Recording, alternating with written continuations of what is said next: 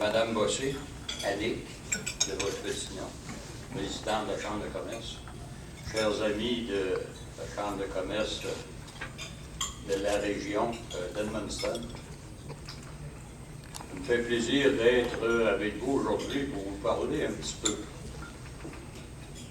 du Congrès mondial acadien et de l'importance que ça peut avoir pour, je vous dirais, la communauté, ou notre communauté, du territoire de l'Acadie des terres et forêts, c'est-à-dire le Témiscouata, la région du nord-ouest du Nouveau-Brunswick et le Maine. Évidemment, organiser un Congrès mondial acadien, on pense dans un premier temps que c'est organiser une fête.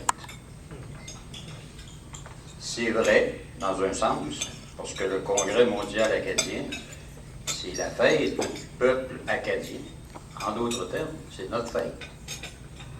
Et quand on organise une fête, habituellement, c'est festif. On s'amuse beaucoup. La culture a une très grande importance. Les activités récréatives ont une très grande importance. Et on invite les gens à venir fêter avec nous. Ça, je vous dirais que c'est l'événement qui se passe sur environ 15 jours.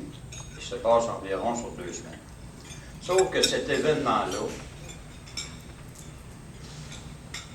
c'est l'occasion pour une région comme la nôtre, qui, si je pense par exemple au Témiscouata, est tirée beaucoup vers l'ouest, autrement dit vers Rivière-du-Loup, Québec, Montréal. Même Rivière-du-Loup est tirée vers Montréal. Et si je passe au nord-ouest du Nouveau-Brunswick, vous êtes tiré davantage vers le sud, vers les grandes agglomérations. Et si je passe au Maine, c'est un peu la même chose. De telle sorte qu'ensemble, nous avons une économie, à cause de tout ça, qui se ressemble. Nous avons, je vous dirais, une migration de la population qui se ressemble. Nos jeunes s'en vont vers Québec, Montréal, vers les grands centres. Les vôtres, probablement, vers Fredericton, Moncton, Saint-Jean. Et ceux du Maine, vers Boston, puis vers la Nouvelle-Angleterre. C'est à peu près notre situation. On a aussi un territoire qui est forestier, qui est agricole. On a quand même des services de première ligne qui sont fort importants. Entre autres, vous avez l'Université de Moncton à Edmundston, pour ne donner qu'un exemple, comme l'Université du Maine à Fort Kent, pour ne donner qu'un exemple. On a des économies qui se ressemblent. On a surtout, je vous dirais, une culture qui se ressemble. On parle tous le français. On adore la langue française. Si je regarde la première conférence de cet après-midi, on veut bien parler le français, on aime notre langue, etc. On se ressemble beaucoup aussi dans nos manières de faire, dans nos manières d'agir, dans nos manières de réagir. Et en ce sens-là, on est un groupe qui a une extrême importance et on est un groupe que si on se sert, entre autres, du Congrès mondial acadien, et c'est strictement un exemple, pour mieux se développer, pour apprendre à travailler ensemble, pour apprendre à s'écouter mutuellement, apprendre à se servir aussi de tous les atouts qu'on a de façon commune afin de les faire grandir et les faire connaître aux autres.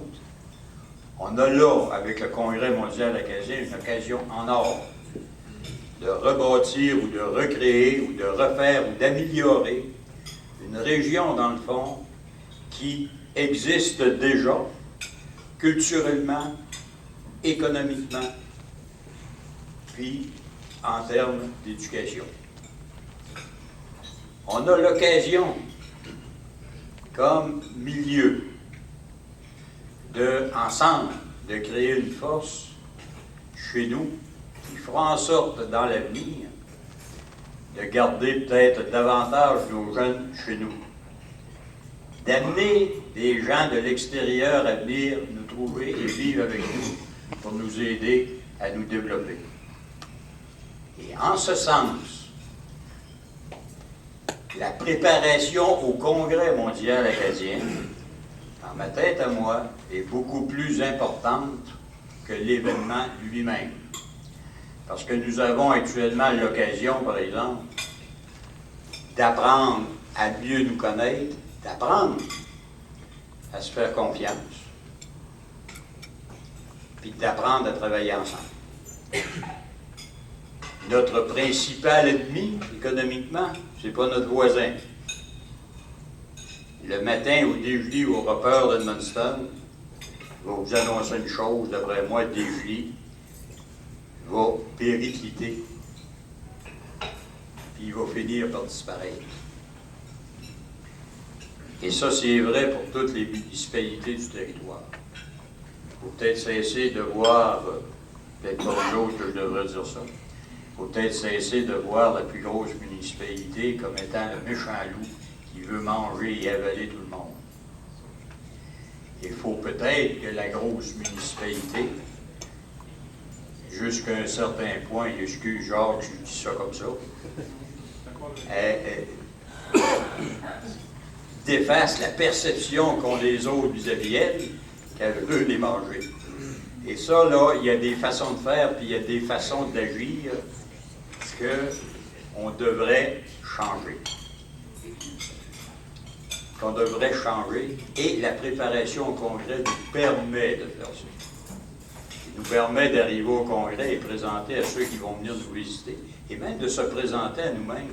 Comment on est bon, quelles sont nos réussites, comment on est capable véritablement de travailler ensemble et de faire de la région de l'Acadie des Terres et Forêts une région prospère, parce qu'on se sera servi de tous nos atouts, parce qu'on les aura bien ensemble, parce qu'on aura appris à travailler ensemble.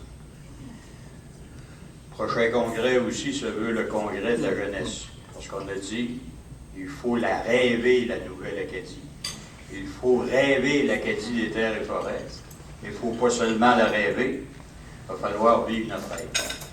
Et je vous dirais que Mme Bossé, Mme Annick, je dois dire Annick, quand je la regarde, à l'âge qu'elle a d'être présidente de la Chambre de commerce, puis je regardais l'autre soir avec le centre-ville de Edmundston parce que j'étais ici, la jeunesse au niveau des commerçants, parce que ça m'est apparu avoir rajeuni beaucoup. Je pense qu'on a là l'avenir.